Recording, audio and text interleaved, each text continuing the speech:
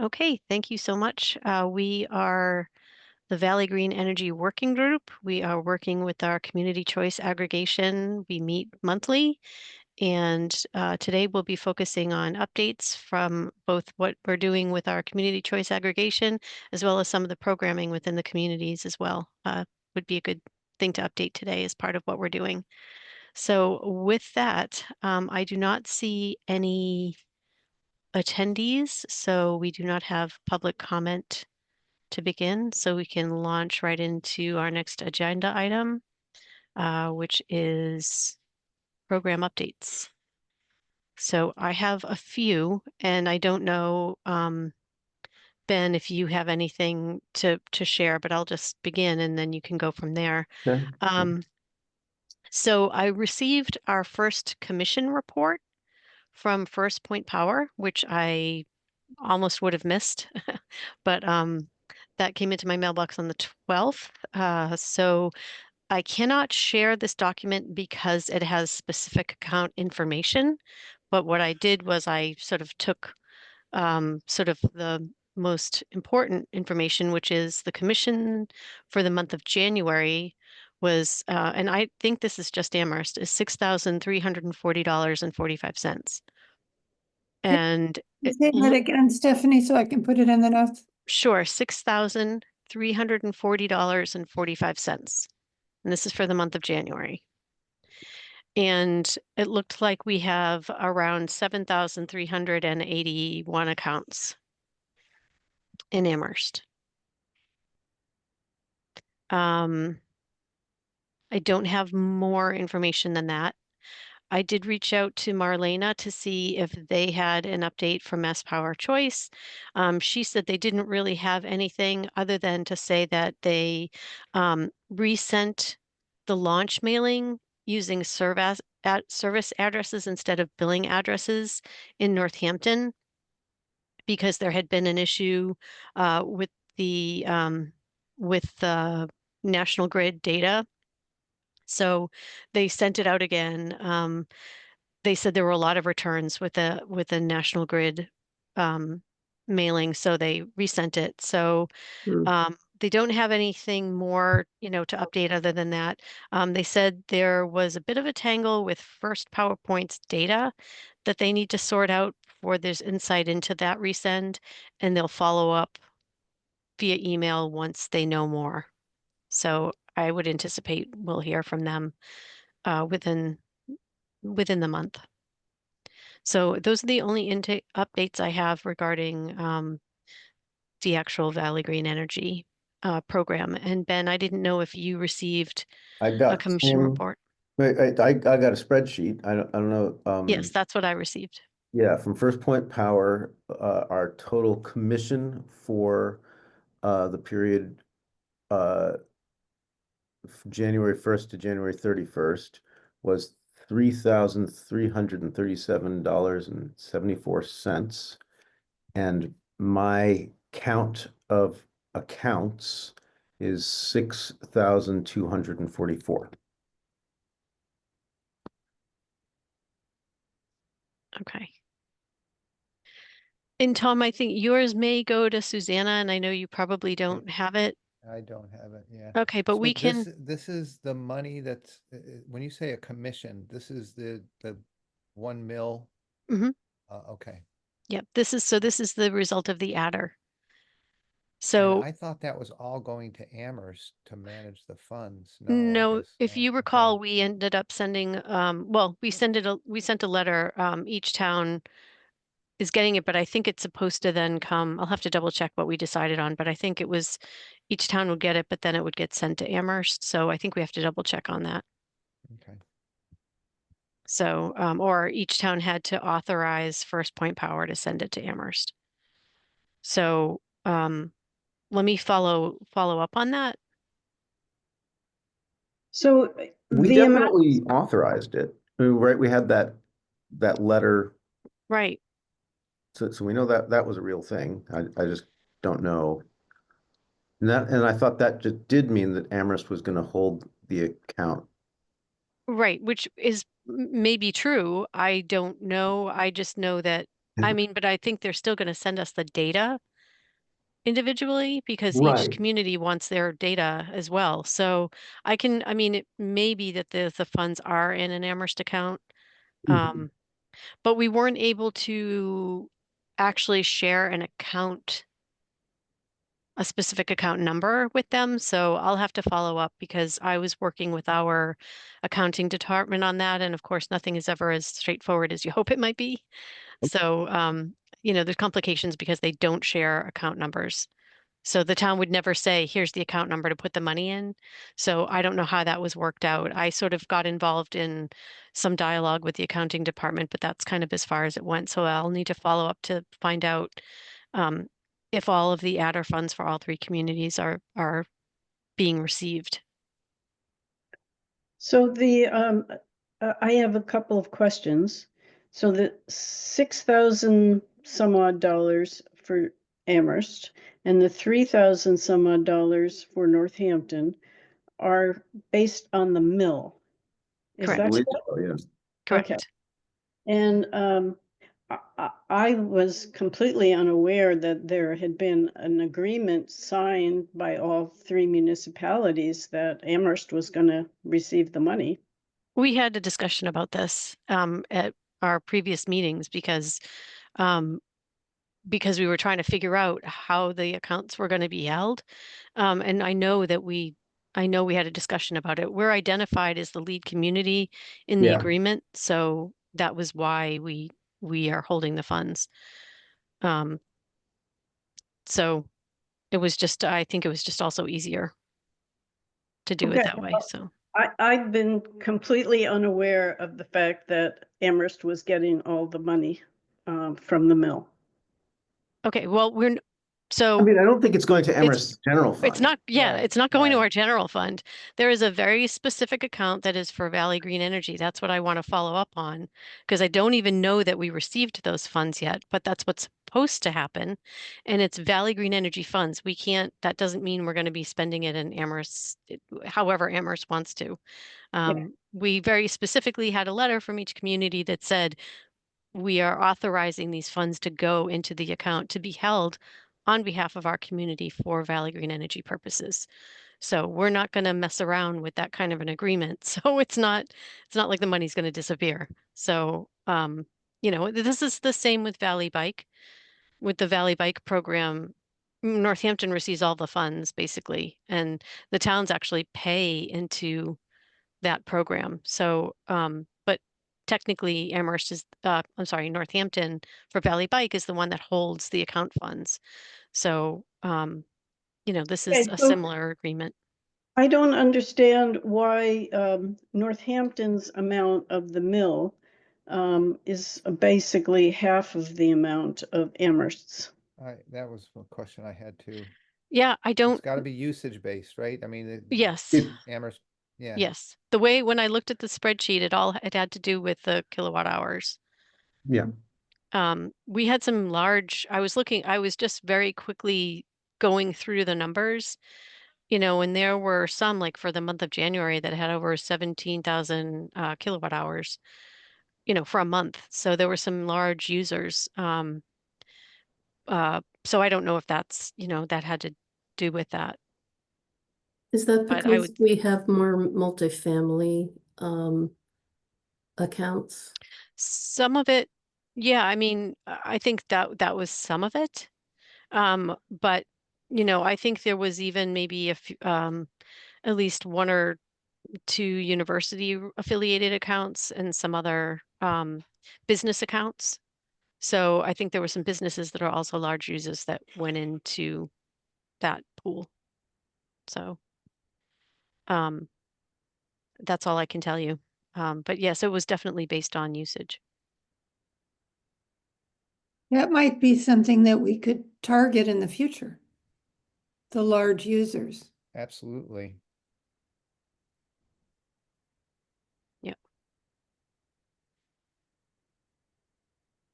Okay, Yeah, I a don't little know. bit of data can go a long way in helping to target our I guess I might be jumping off the agenda, Stephanie, but I It's okay. think that we're gonna continue to accrue these funds over time, and at some point, this group decides how to deploy them. Is that part of what Yep. we're looking at? Yeah. Yes.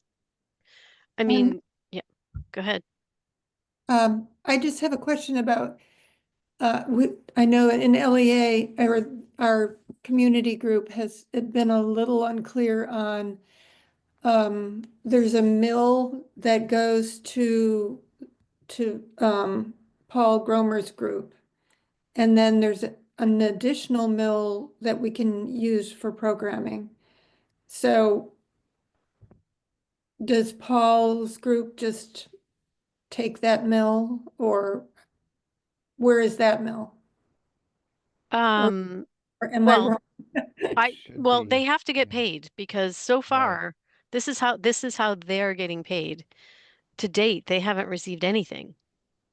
So this is, that is, I believe that is correct because that's how they're getting paid for the work that they're doing on behalf of our CCA, right? For everything that they've done so far, they have not received any pay compensation. So we don't have a mill for programming on top of the mill that goes um, to the We Mass do, Pro Choice. we do. There's 2 mills that are paid, right, Stephanie? That's how I the math believe, works. yes, I believe so. Hold on, I'm One trying to to get them and one my, to us, which all the work they did, we're getting a bargain. yeah, I mean, yeah, they've done a lot. They've spent a lot of hours working on our CCA. They worked for, I mean, almost 2 years without any compensation. And it wasn't just Paul, it was Marlena and Kim as Right. well. So they had 3 staff members working for a period of time without any compensation. So this is them finally getting paid for the work that they've been doing. So So I'm just trying. what pot are they paid out of? So that's what we're saying. I believe there's 2, as Tom said, there's 2 mills. One mill is for the CCA, designated for the CCA, and I think another mill goes to Paul's group, Mass Power, Mass yes. Power Choice, because that's And how they're paid. it's, That's all within the funds that you just reported, the commission funds? No, I don't think so. No, this is, no. What we reported is just the mill for the 1 CCA. mill, half of it, yeah. And the Okay. 2 mills are built into the price per kilowatt hour that the 6,200 people in Northampton and the 7,000 people in Amherst, and I don't know how many in Pelham, not as many, because we don't even have that many people live here, but all of us that are members paid that 2 mills, and then one goes to the Valley Green and one goes to Mass Power. Yeah, sorry, I'm just trying to find my email so that I can take a look at it.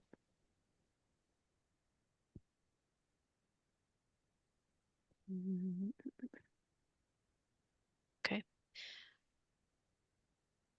Yeah, this is all based on the one mill, so the 1 mill adder. It's not, theirs is separate from this. So, Do we know how they get paid? I don't specifically, but I can certainly ask if it goes directly to, I mean, it may be that they Well, just yeah, get their they funds just get sent paid directly to them. absolutely from the power broker that we chose. Yeah, I'm sorry, from the power supplier that we chose. So, because they had an agreement with them Correct. when they set everything up. Oh, good. So, and I think they deserve every single bit of whatever they're getting right now. They did a lot. So, let's see. I don't think I had any, those were my only updates in terms of the program. Tom, was there anything, did you have any questions? Or, I mean, one of the things I would actually point out to you is to maybe see if you can ensure that Susanna, I'm assuming it was Susanna or Bob, received the commission report for January. Sure. And maybe you could just even get the total amount and the account number of accounts. Yep. I don't know if, because I know that you're representing this Pelham in this effort, but I would assume you should be able to see that report, but you can't share it. If you can't share it, then I certainly can't share it. Yeah, And no, at this point, I haven't even seen it. So it's, yeah, well, that's no, why I but think I'm sure, it probably yeah, went to Bob or Susanna, but what the information I think that we would all like to know as a group, those two numbers, those yeah, two numbers, yeah, yeah, the amount of the commission for the month of January and then the number of accounts yeah, would be helpful. absolutely. So, okay, great. So that is all I have for the CCA update for Valley Green Energy. I put on the agenda heat pump programming updates because Amherst has officially launched our heat pump program. The press release just went out. It's posted on the town's website. I'd be happy to send it to the group if I haven't as of yet. I will. But it's sort of launching now because we have 3 pilot households that are participating, working with CET right now to kind of work out the kinks and see how things go and how, so that they can refine it. Officially, it will open up in April 1st is when they'll start doing the manual J's for households. So between now and April 1st, people can contact CET. The website is listed, the phone number and the contact information is listed in the press release. But they can contact CET and they can just get a sense of like what work they have to do in preparation for the manual J happening. So before they schedule the manual J, they obviously have to have you know, uh, an assessment done of their home to ensure that it's sufficient for them to do the manual J. So Can you say what a manual J is? yes, so that's determining the energy, I'm going to give a quick sort of layman's definition of manual J, just identifying the energy load and of needs of the household and based on its size and it's based on the efficiency of the energy use of the house. So in terms of making sure that, the heating and cooling isn't being wasted through leaks in ventilation and doors and windows and that kind of thing. So that is the real layman's definition of manual J. Ben, you're smiling, so you can give a more technical. Please, Um, please refine what I just said. Manual J is a very, very simple model of a building, a residential building that calculates its peak heat loss and its peak heat gain, which are the 2 things you need to know to be able to correctly size a heating system and a cooling system. So is that the same thing as a blower door test? No, you might, if you were accurate with your manual J, use the output of a blower door test into it to basically say, here's what the air leakage component is. And then the manual J is, like I said, it's a very simple energy model, but for the user, it's a black box, right? You're putting in inputs about dimensions and air leakage if you have it, and R values of materials, and lots of assumptions, lots of wrong assumptions, and you're putting them in, and then the black box calculator calculates what's actually a very simple static calculation. But yeah, for the user, it's just putting in the dimensions and the materials, and in some cases you can add air leakage, or you can specify that you have mechanical ventilation, etc. But it's not a full energy model that's saying here's how it's going to perform over a typical year or any of that. It's just saying here's how you size. This should be the size of your heating system. This should be the size of your cooling system. That helps you narrow down what's the appropriate heat pump to install. ideally, then there's a manual D, which is for ducts, which you would use to calculate based on the heating and cooling size of your ducted device, what airflow is going through it, what ducts are required so you don't have static pressure over a set point. So Ben, So would you need to do, if you were going to put in a ducted system, would you need to do both a manual J and a manual D? Or you do you only should. do one or the other? Oh, no, you'd need the manual J first. You need to know the Yeah. size of the total capacity, right? And think about it, capacity is measured in power, not energy, right? So power is energy over time, right? How much is instantaneously do you have to be able to deliver?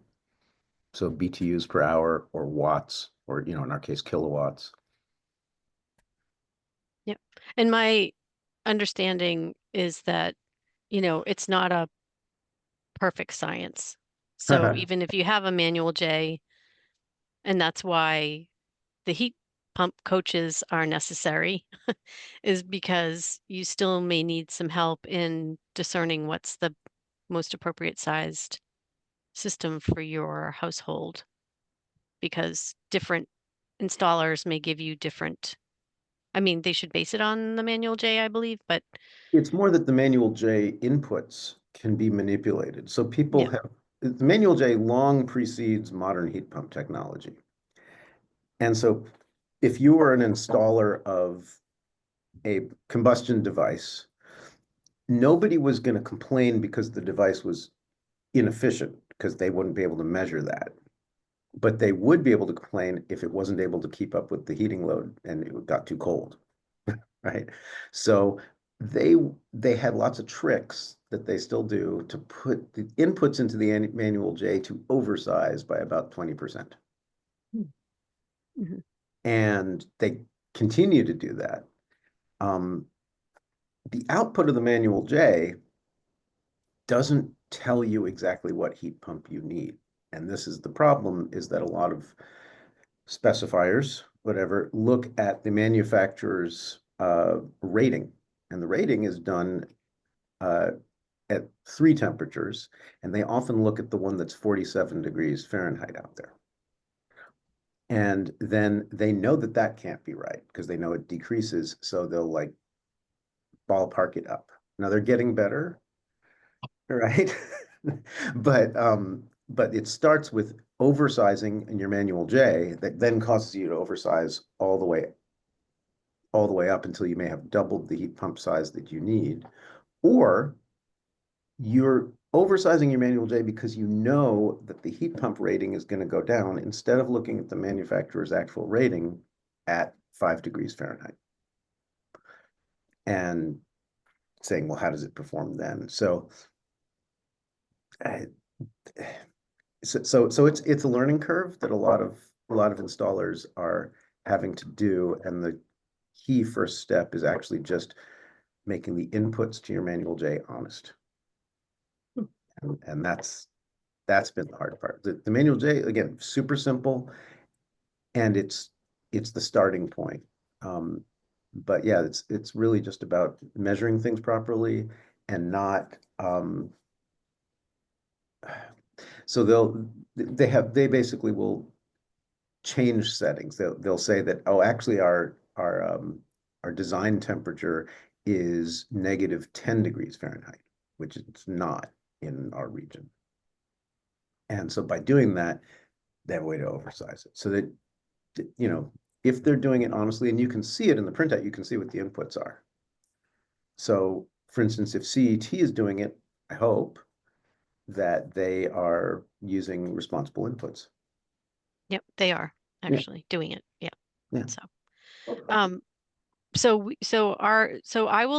forward the press release. It has all the, sort of initial information about the program in terms of what the additional incentive is. It's $3,500 for income eligible households, $2,500 for others.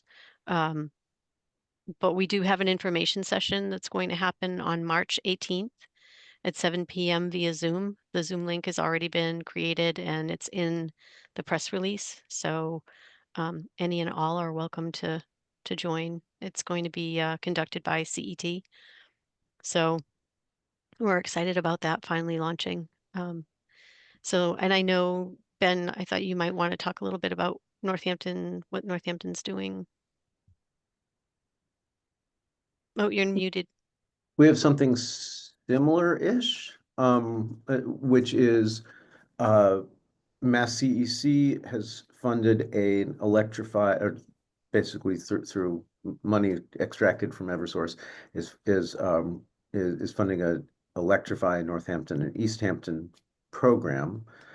They have selected Revise as the home performance contractor that will be running that program. We're going to coordinate with them to try to do better outreach. That's going to start in April, but not all the I's and T's have been dotted and crossed, and so we don't have the exact date. So that's mostly outreach to low and moderate income houses with a kind of a one-stop shop approach, which is that their Revise will come in, do the energy assessment, propose a package that includes weatherization and heat pumps, and use some of the money from Mass CEC to add to the incentives, but they're going to try and gather all the other possible incentives together. Simultaneously, Northampton, East Hampton, and West Hampton have got a part-time energy advocate who will be starting also in April. We have not hired this person yet, but we have a bunch of applications in, and East Hampton is the person will be kind of housed at East Hampton, but shared basically proportional to population. And we intend to guide that person to really focus on multifamily, working with landlords to kind of have a larger impact for effort. But accessing many of the same things and coordinating with Revise. So Revise will be probably, we have to do an RFP to do it all by the book, but probably we'll try to coordinate with them so that we're kind of running a program that's got a one-stop shop that's very simple, and that the reason that Mass CEC selected Revise, and I participated on, and East Hampton people as well participated on selecting them, had actually, some of it had to do with that we were really impressed with how they did their manual J's. They've got kind of this 3D imaging process that kind of gathers the information, and they've streamlined some things so they can do more responsible manual J's, and because they do their pricing based on the low-income housing programs pricing, so it kind of sets a ceiling on that. So those are things that we're hopeful about.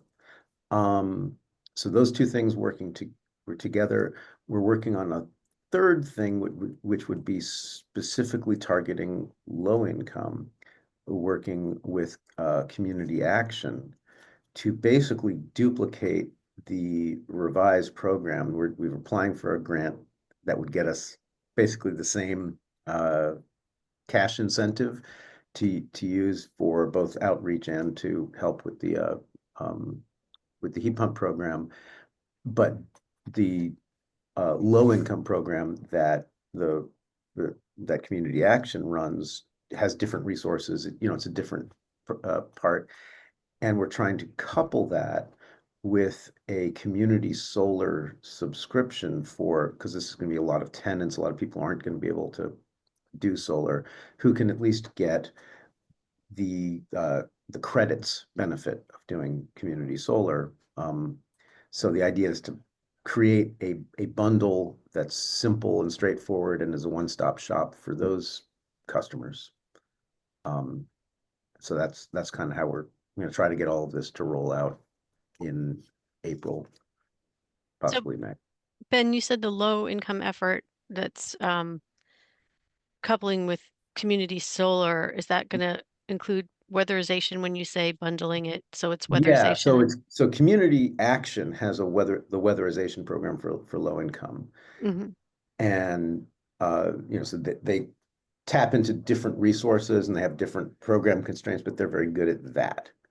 And so that's why there's a difference is the revised group is working with regular Mass Save basically. And so that's where the division is, but it's still about weatherization, heat pumps, and in this case, adding a community solar, which we haven't gotten, like, again, we haven't gotten it all agreed on, but Co-op Power develops community solar fields. So if we can get Co-op Power to be the partner in kind of delivering this package so that it's easy to sign up for essentially lower cost electricity by getting net metering credits, to use that electricity to power a heat pump, and to have a smaller heat pump because you got insulation. That's that package. That's great. Yeah. In Amherst, we, the weatherization piece is part of what CET is working on with community members. So when they, you know, meet with folks, that's why we're saying like technically the Manual J effort starts in April, but the program really is launched now because they want to get people to do the weatherization prior to getting to that point. So that's why households can sign up now. So it's similar. We actually tried, I think I reported out at the last meeting that we had applied for an energy advocate position through the Mass CEC program too, and did not get the funding, unfortunately, because we pretty much set it up almost identical to what you're doing in that we had it paired with this other effort with CET. But I think I know that Greenfield's application was almost identical to ours. We had very similar um, we had it sort of laid out in a very similar way, and they also did not get funding. So apparently, Mass CEC was oversubscribed with applications for the energy advocate position, which is great because that just means there's a lot of interest and a lot of communities are trying to do this work. So I was disappointed we didn't get the funding, but I'm just glad we have a program that we're launching. So, Yeah. but it sounds great, and it'll be it's great that our programs are launching at the same time. Yeah, and a person who might be the one that we hire is someone who had the energy advocate position in Shelburne, and they basically didn't reapply because it's not a very big place. They basically touched everybody that they felt that they could touch Hmm. in their town. So she, if we end up hiring her, uh, would transfer some of that knowledge, but it's at some point, look, 3 years goes by pretty fast. Hmm. It's entirely possible that this person, whoever it is, kind of does everything they can in East Hampton, Northampton, West Hampton, and then kind of rotates to the next place to hit the people who haven't yet been addressed. But you may already have done that basically using CET. Yeah, well, hopefully we will have. So, Yeah. um, so one of the things in terms of the Amherst program is that because we're using ARPA funding for this initiative, everything has to be expended, um, and completed by December of 2026. So the program is essentially running through 2 heating seasons, but it has to be wrapped up by 2026. However, I know that it's been a desire to have at least a heat pump coaching initiative. I know that Andra and Darcy, we've talked about this when you were on the ECAC, and I think the idea is to sort of try to create something. And I know Laurie Goldner has attended a few LEA meetings, but I know this is something that she's really interested in, and she is already a certified heat pump coach. So I guess one of the things that I would like to put out to LEA, but specifically with a Amherst focus, is that we'd like to develop that neighborhood heat pump coach initiative. And I think that's something that would be really helpful, that maybe something LEA could sort of coordinate and help out with. So I just want to put that out there. Don't have to decide now. I know you want to talk to your members but that would be something that, would be a nice partnership with ECAC and the, interconnecting what we're doing. We have a report on that topic, actually, so. Oh, great, good. Well, you're up next. So, Ben, do you have anything else you want to update on in terms of what Northampton's doing? No, not what it's doing. But I wanted to share some ideas about what we could do with our respective programs where we're actually getting into people's houses, to set us up for being able to actually provide a distributed energy network, or resource, which is, and it's probably not what you're thinking, Darcy. So the biggest resource that we have is all of the HVAC systems that are connected to the electric grid in all of the various buildings in our communities, because it's all this stuff all spread out. Right now, it's not a real resource because we can't control it. But if we're adding heat pumps, which is to say electric load, and I would say if we're adding water heaters, which if they're air to water heat pumps are also an electric load, if they are all Wi-Fi connected, internet connectable devices, so it's about specifying a kind of minimum standard for the controllers for these devices. So in a lot of cases, we're talking about mini splits that are getting a remote control device that is completely not connected to the internet and is in many cases not very programmable. And that's fine. But if we actually kind of at least encourage people to have a device in the house that can be connected to the internet, we can then start to enroll all the users, and we can offer to the utility the ability to, let's say it's summer, to raise everybody's thermostat 2 degrees for half an hour. And that's basically 2 power plants. Boom, right? That's, I mean, it's not the whole solution to renewable energies, but it is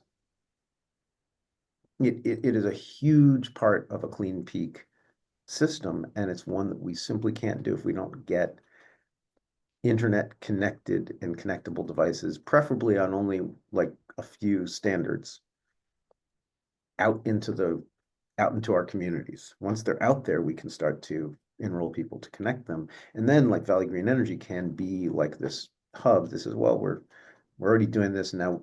Now we can start paying people. We can say, if you enroll, you're going to get, I don't know, 20 cents on your bill, whatever it is, you get some money for just simply participating.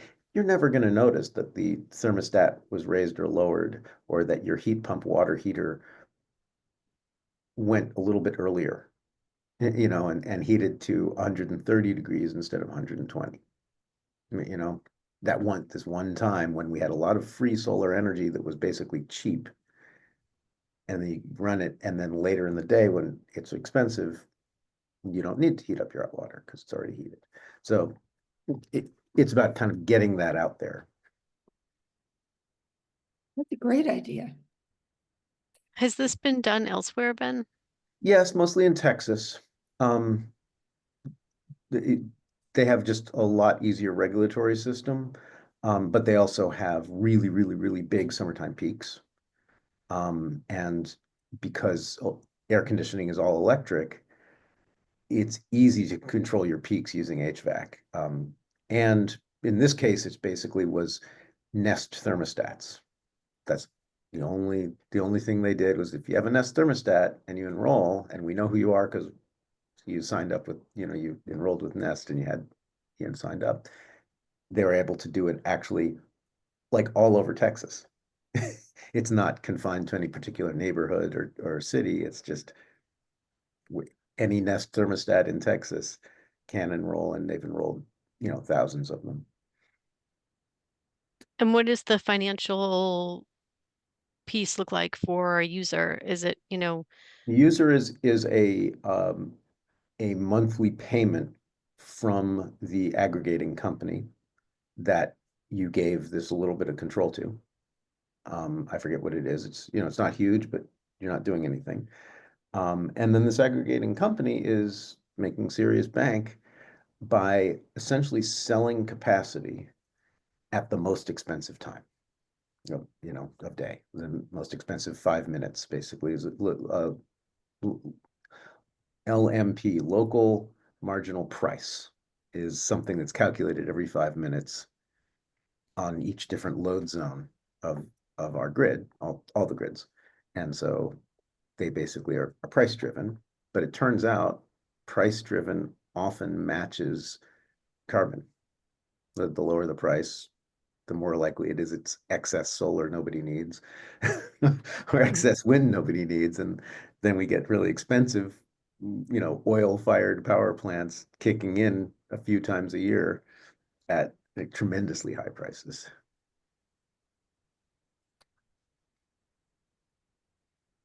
cool. It could possibly lead into a system where everyone was required to have a meter and have a municipal, peak, what do you call it?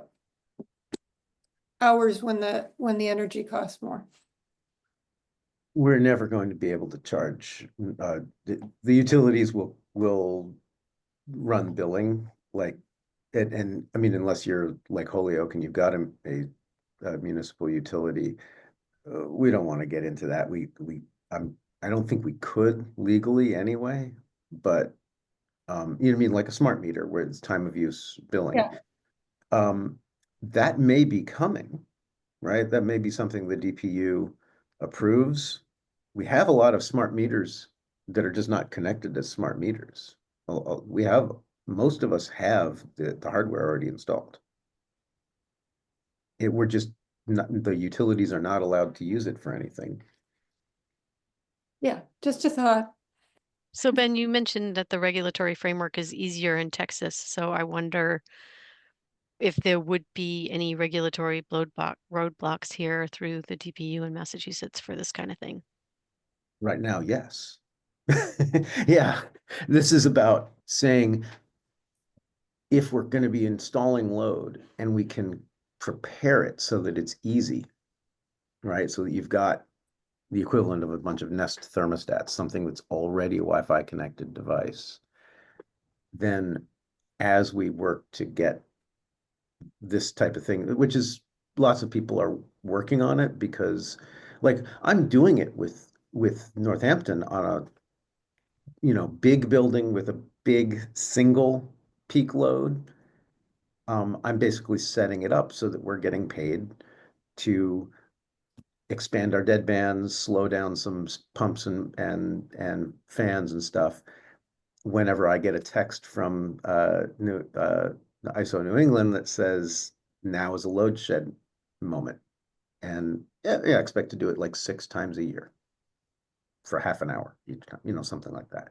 It's not a huge burden, but it'll make us about $6,000-7,000 a year for pushing a button.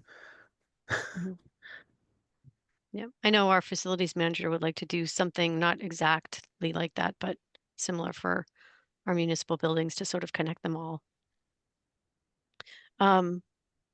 Great. Tom, I wanted to give you an opportunity if you had anything to share.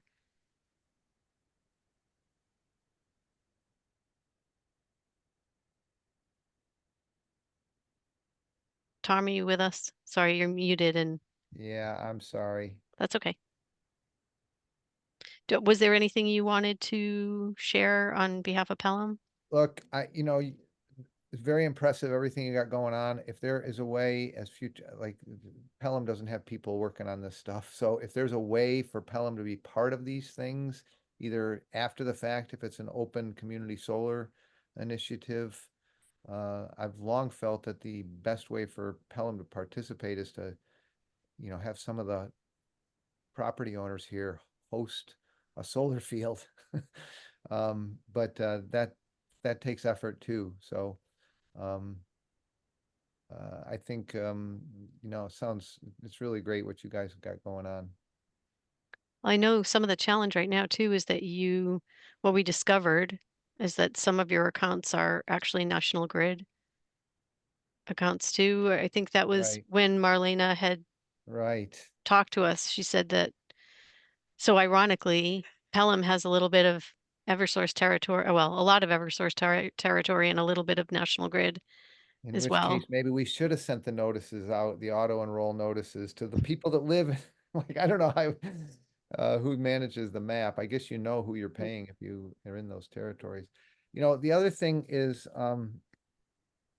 Pelham's got an energy committee, which I'm like an ad hoc member of, but we've got some pretty high powered, like Tony Rogers, who's a professor of wind at UMass, and then John Stark, who's uh, with this DC high profile DC consulting firm called the Rhodium Group. Like a lot of times we should get them in these calls. Because they also have projects, to the extent that we're looking at how to, smartly spend that money. There's some projects that they could seed here. Obviously, we're not going to be contributing the same level of dollars given our size, but anyhow, the last thing I'll say is I feel like I need to get more newsletters to Susanna so that we get some little buzz going about this. So I'm open to, sharing what you've got going on as a way to, promote awareness of what's happening in Valley Green, but also I got to talk to Bob. I don't know what kind of grant writing capacity we have or what we might be able to do to contribute, but it's good. It's great to see it happening. Very impressive. Tom, at the last meeting, um, there is a Mass CEC grant. I don't remember what the deadline is, but it's for an energy manager. Neither Northampton or Amherst are eligible because Ben and I both work in this position. But I had said to Bob that Pelham is eligible to apply for that grant funding, and he just felt like he didn't know what capacity he had for someone who's available to apply. So I could forward that email that I sent to Bob and that link about the Sure. program, and maybe that's something that your energy committee could sort of Right. work on, Right. because it just takes time to do the application, right? So, Yep. Isn't but it would fund a 3-year position. isn't PVC, Pioneer Valley Planning Commission, aren't they trying to organize some kind of like shared energy manager thing? Yeah, I seem to recall seeing something about it, but I don't have the specifics. But this, I mean, I don't know. What would be if they were doing that? I don't know which towns are included. If they're doing it for, I would think if they're doing an application, it's going to be for very specific communities. And so maybe they were asking who wanted to participate. So, that might be a route, but at the very least, I want to get you the information about the grant. Thank you. So, um, okay, I just want to move on because I do have to end a little bit early today because I have a daughter home with the flu. So I'm just anxious to get back. I left her alone today for the first time in a few days. Um, so When are why we don't, expected to end today?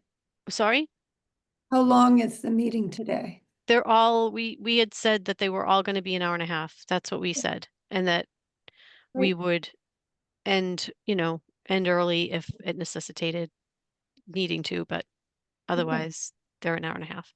So, but I want to make sure that you have time, Darcy, to talk about the Leah efforts. Sure.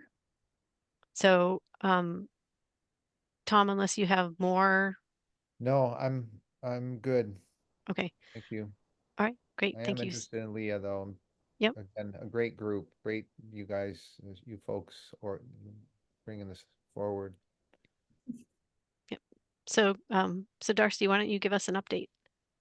Well, Andrea and Adele are going to talk about the board meeting we had with Maggie Downey to start. Adele? I thought that we were going to start with the Leah report, actually. About the upcoming talk and the energy coaching. Okay, that's fine. The Leah report, you're talking about the heat pump coaching program? Yeah, and our upcoming program. Right, right. So that is actually very much related to what we were just talking about. And interestingly, we had a representative from Pelham there, Nice. Tony Rogers. All So, right. at our January meeting, local energy advocates had a proposal from this group in Northampton that consists of Tom Bassett, Denise Lello, and Eric Broadbent, who were asking us for a small grant for a website for the program that they're putting up, or to fund a Mass Energized dashboard, basically. And so they are, to coordinate with the heat pump program that Ben described. They are trying to do sort of volunteer community energy coach program. They have, they're starting, as Amherst did, with a pilot group of homes with oil or electric baseboards to, as Ben described, look for, glitches in their system and try to perfect them before they have their official launch. But they are also officially going to launch in April. They're hoping, they're confining it to heat pumps now. They're hoping that in the future they can also cover more of the weatherization and other technologies, like solar and batteries and so on for residential. And they're getting recruiting coaches. They're training with HeatSmart. They have 3 coaches to start with. And they're very enthusiastic. They came to our meeting. You can see their presentation on our website resource page, which includes their slideshow. So you can see it very clearly what they're planning to do and how they're planning to do it. It's pretty detailed. Attending the program were Lori Goldner, who shared what Amherst is doing, and Tony Rogers, who shared that there is an energy coach program starting in Pelham too, which he said he thought was also ready to launch within a month or two.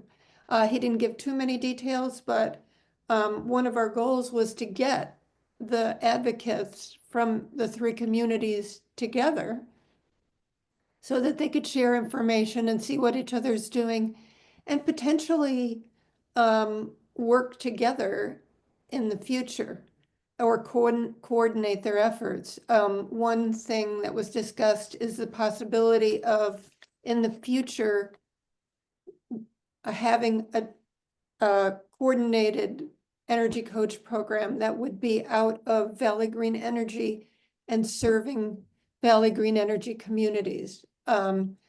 So that was thrown around at this meeting, and I think that the groups are going to be looking at that potential possibility for the future. But first, they sort of have to get up and running and figuring out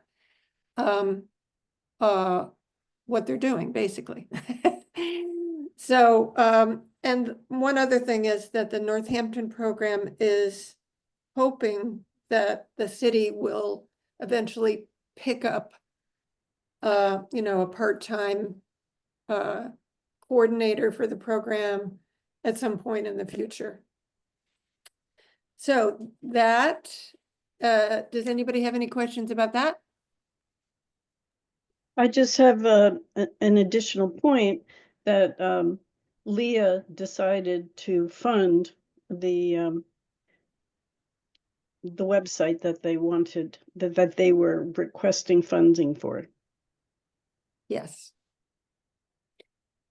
So, I'm still on my notes, so I can't see you if you're raising your hand.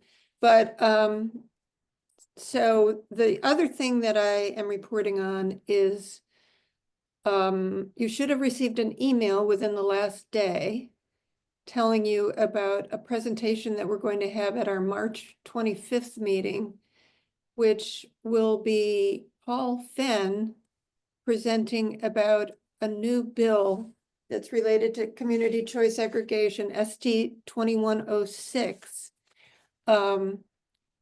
that is of interest because it's really kind of pushing communities forward that are interested in doing distributed energy resources. And just pushing the 3.0 version of CCA more than it has been, bringing it to the fore. And so he has, I don't know how many sponsors, co-sponsors he has now. The bill is sponsored by, on the Senate side, by Paul Mark. And there's a House bill. Our local rep and Northampton's local rep and senator are on board. We're working on Mindy Dome. And we hope that you can make that meeting because I think it'll be really interesting. He has a pretty not controversial, but interesting view of the value of RECs. So just if you come, be prepared for that. So we included the actual bill and his fact sheet. So we hope you can take a look at that. Is the fact sheet on in your community resources list? No, that's not up there yet. We sent it to you in an email Okay, earlier. I don't know when, a couple weeks ago. I can send it again. thank you. All of that sounds great. Thank you, Darcy. Yes. Ben, did you have any questions? Tom, we've lost Tom, so.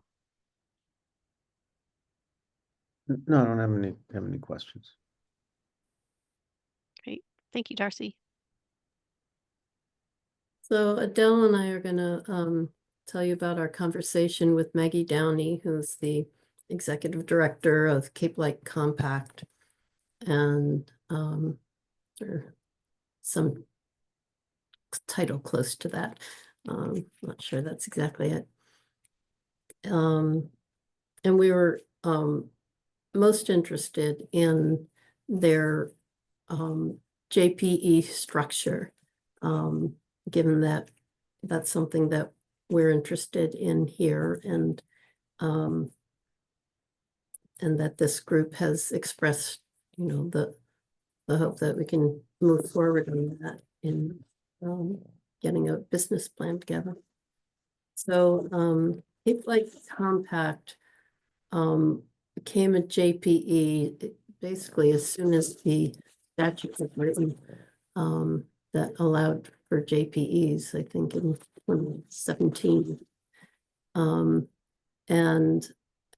But they never used an MOU. They always had a more structured intergovernmental agreement. And she really, you know, thinks that MOU is too loose an affiliation to do the kind of work that we hope to do. So and their reasons for moving to a JPE from the intergovernmental agreement was to give more protection to towns and to taxpayers. And that it was recommended by the Department of Revenue and as a structure that was beneficial. to towns and municipalities. Interestingly, they did not ask for permission from the DPU when they made this change. They just made the change and informed them, and I never had a problem. So I know that in our MOU, we say that we intend to move to a JPE. But we always assumed that that had to be approved or go through some process with the DPU. But Maggie said, no, that's not true. So nothing changed about the board when they moved to a JPE, because they already had a board, and a lot of the structure that, you know, an intergovernmental agreement requires.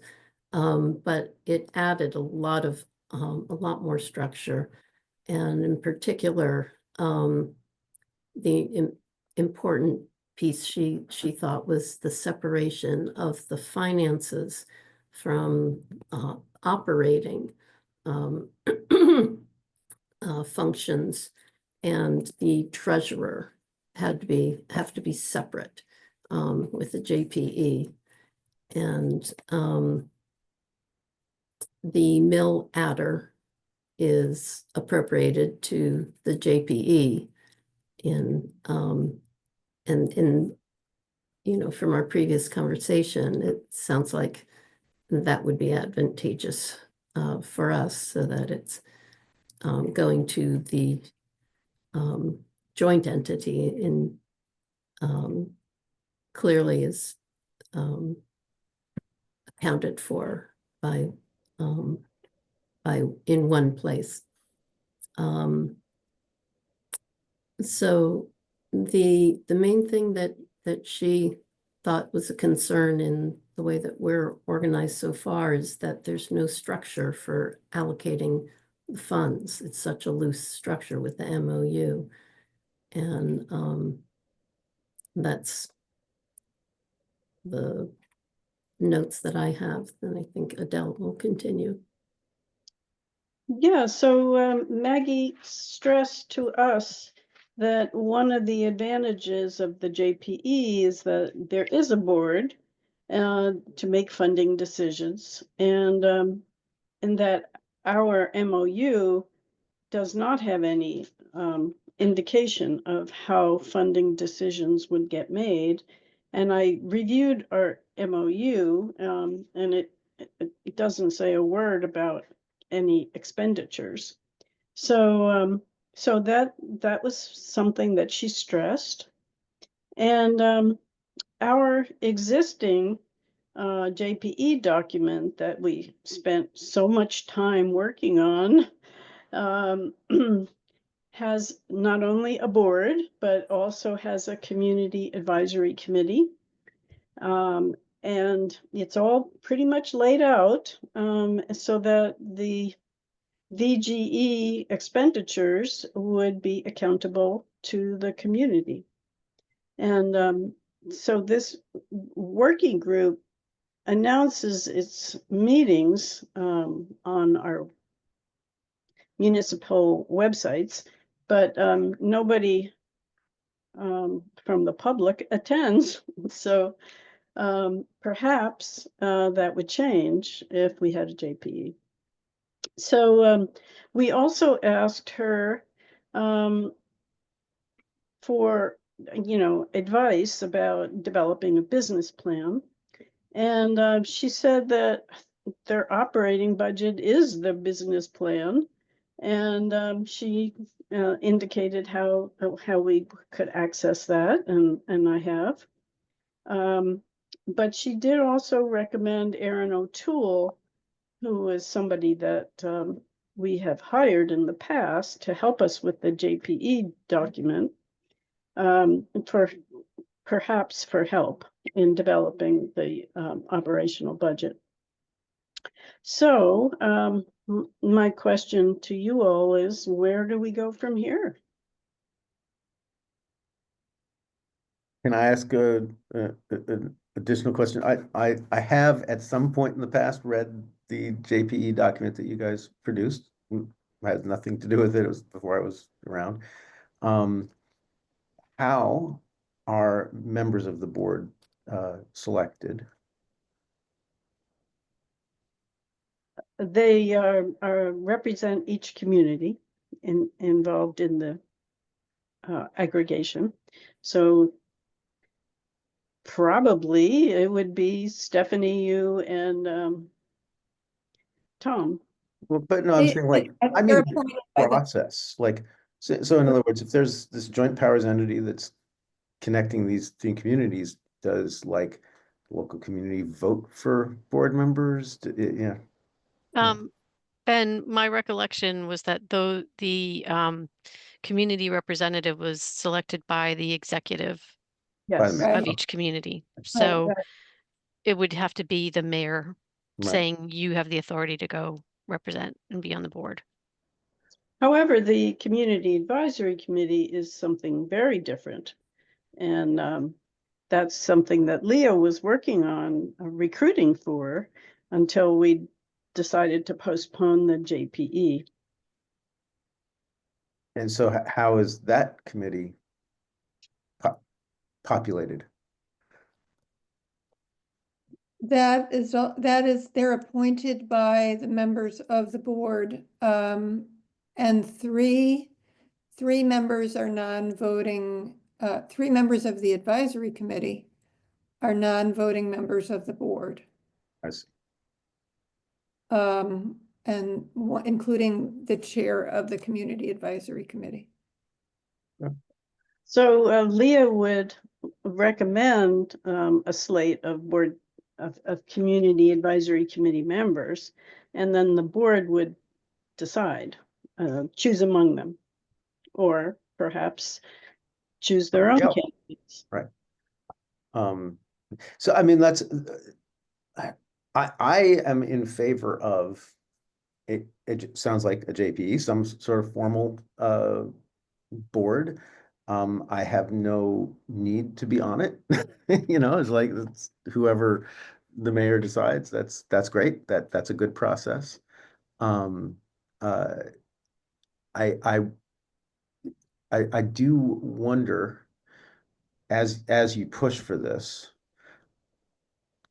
do you contemplate, or how would you feel about a situation in which nobody from Leah was appointed or participating? Like it just turns out that none of the people who worked hard to make this, for whatever reason, did political changes, who knows, are actually getting a voice at all. So there are 2 bodies. There's the board, and then there's the community advisory committee. Right. So presumably Leah members would be on the community advisory committee, I would guess. Unless there was some objection. Like I'm just imagining situation. Already I get plenty of communications from the community to the effect of, how dare you enroll me into something that I didn't want to be in, and now I have to take a step to get out. And do you have my data? And and I don't want any part of this. And now you add to that, this joint powers entity starts to spend the money on priorities, whatever they are. I'm not saying that's the way it goes, but I can imagine a situation where somebody's responding to enough public pushback and they say, well, we have to make sure that that this doesn't look like essentially a power grab from this group of people who have an agenda. I'm not saying that's the way it would happen. I'm just saying contemplate the potential. Yeah, no, it's quite possible. We know that. But there are some descriptions of the type of people who would be recommended by the board for the Community Advisory Board Committee. And, it includes people who have some knowledge of energy issues and CCA in particular. And so, That's pretty limiting. yeah, it's not that many people who do. We were assuming that we were going to have to recruit beyond our current reach, because we really wanted the Community Advisory Board to be diverse. Yeah, I mean, I will say, I think the best response to complaints actually would be, well, this is better than essentially what I think it was Adele who was describing, like nobody from the public actually shows up there. This is, if you wanted a cabal, this is closer to a cabal than you would have if you had a formal process. And so I'm in favor of all of that. I'm just, as you contemplate what you think is going to happen, imagine alternative outcomes. Anyways. Good point. Darcy had her hand up. Well, one thing to answer your concern, Ben, is that this would kind of transfer those complaints to the JPE. Yeah. So it might take something off your lap. Oh, I love it.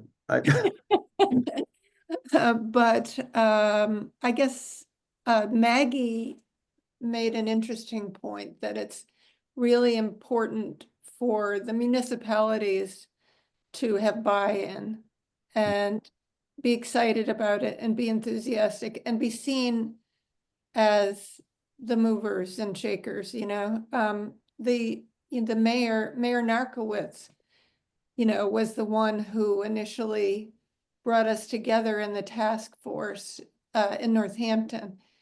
He was very excited. And of course, 6 years have passed and people have come and gone. And so it is not right out there in front of the people anymore. But my point is that to make it work, we need the municipal executives and staff to be really excited about it. So.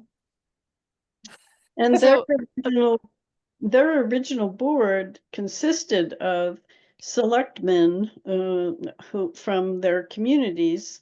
They have 21 municipalities represented, and they were all elected officials. Which has, brings with it a certain legitimacy. So yeah, I don't know what the next step is to go and create a JPE.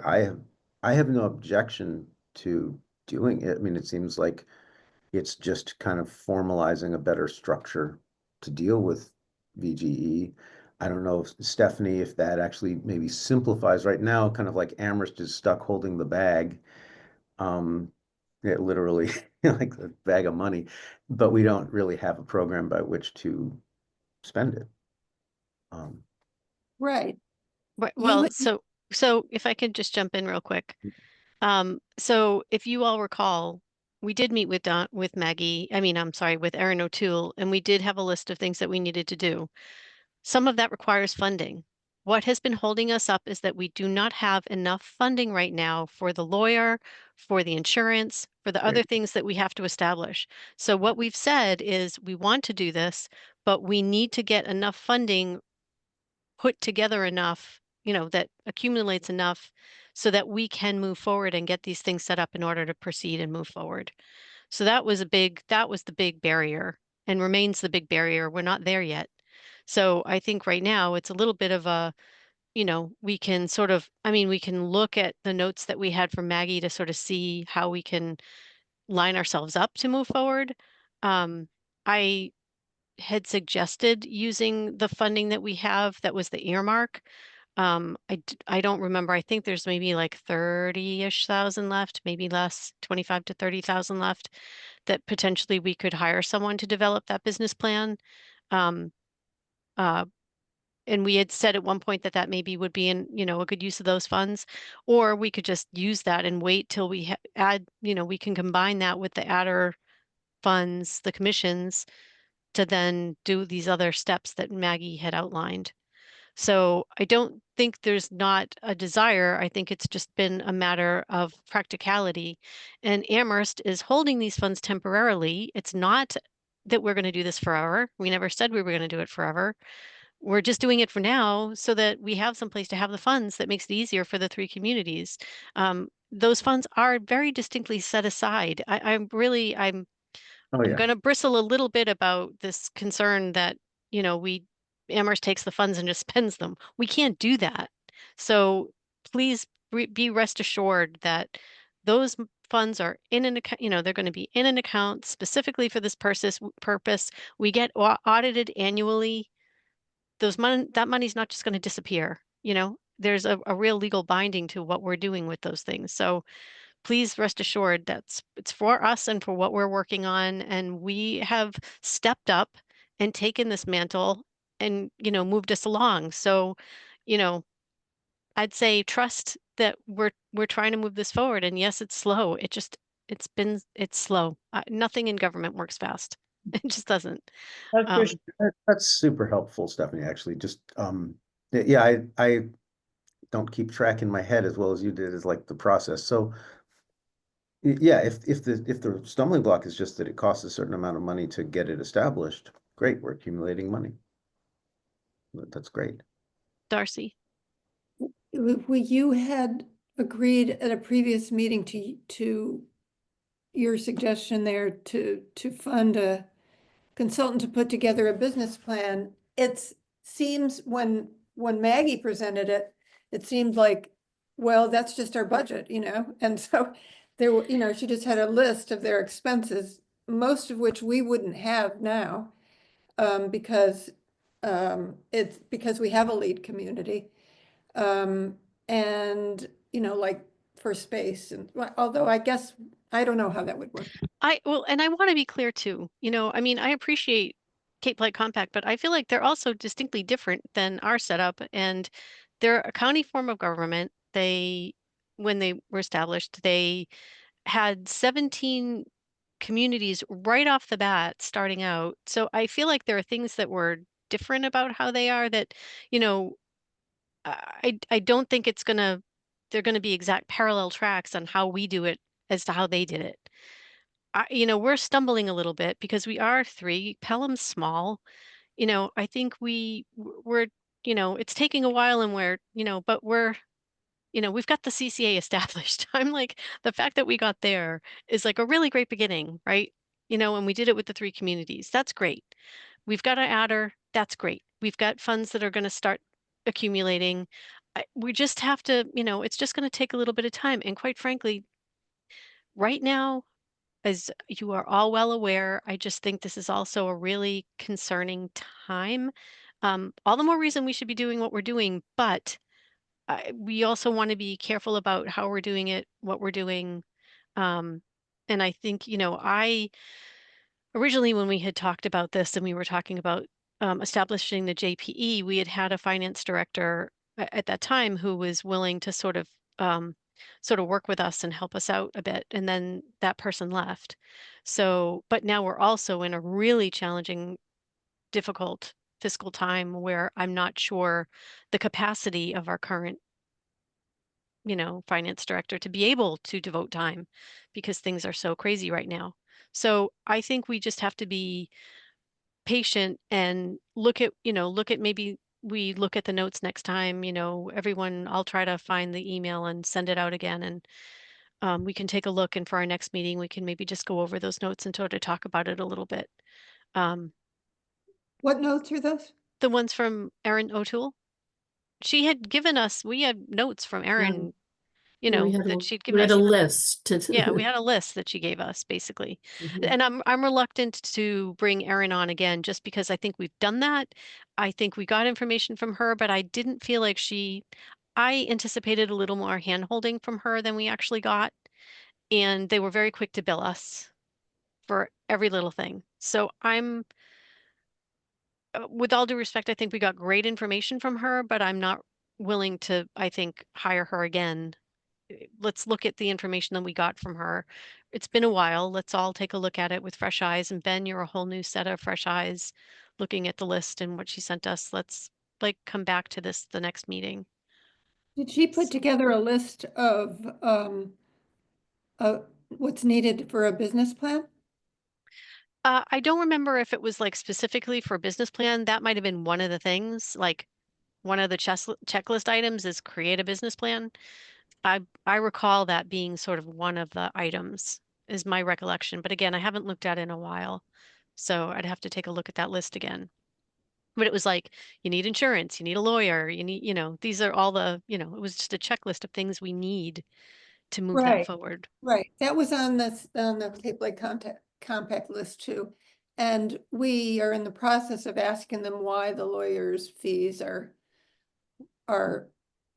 like a third Well, of I got an answer. 70% of their lawyers' fees, which is about a third of their budget, go to their advocacy activities. And the rest of the lawyers' fees go to other projects that they're working on that they need lawyers for. So I doubt that we would have that big of a chunk of our budget going to lawyers' fees. So when you say advocacy, legislative advocacy? Legislative advocacy, yes. Uh-huh. Yeah, Just want to note that it's 2:25 and Stephanie said she needed to. Yeah, it's okay. I'm Mhm. aware. I mean, at this point, we're 5 minutes away from 2:30. So as long as we stop right at 2:30. No, I think this was a great meeting. I think I think we covered a lot of ground, and I think we're sort of caught up to where we are. So, why don't we say, my recommendation for our next agenda item would really be, other than our usual updates, to sort of look at and review Erin O'Toole's checklist and information. There was one other thing that Maggie mentioned in Mhm. her conversation with us, that it had to do with a rate setting hedging strategy. And so I would like to put that on the next agenda as well for us to consider. Sure. I'm all about that. That sounds fun. So, okay. Okay. And I'm just making notes for myself so I don't forget. And and that updates. was a Okay. very exciting idea you brought up. That was the highlight of the meeting for me. Yeah, I mean, it's an exciting kind of thing to do, and it will probably, let's say we have our joint powers entity, they're gonna have to probably contract with some other company that's gonna, offer to that company our population and then have that as a form of income. But But not, you're saying we can't do that right now, but are you anticipating that?